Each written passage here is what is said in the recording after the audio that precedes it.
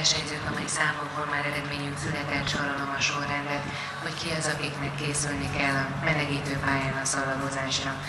L9-es versenyszámmal fogjuk kezdeni az eredményhirdetést 14 óra 45 perckor. Akik az eredményhirdetésre készülnek: Vági Emesesuk, Lili Szokola, Csaba, Kristóf Réka, Hafner Tóra és Pakül Péter. A Wintermühle kupa döntő L4-es versenyszámának a sorrendje a következő. Kérem a lovasokat, hogy ők ló nélkül készüljenek a szallamozásra a melegítő pályánál. Garai Máté, Bertók Ágnes, Franyó Barbara, Németh Réka, Zsejben Fruzsina, Cigány Vivien. Az A5-ös versenyszámnak szintén a sorrendjét sorolom. Kérem a versenyzőket, hogy ló nélkül készüljenek a melegítő pályán szaladozásra.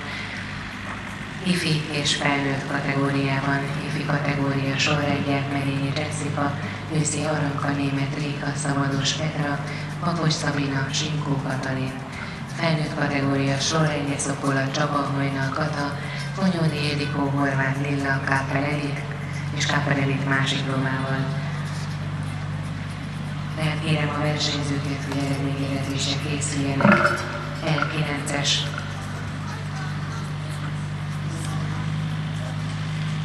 L9-es, L9-es, E4-es, A5-ös és L3-as versenyszámokban.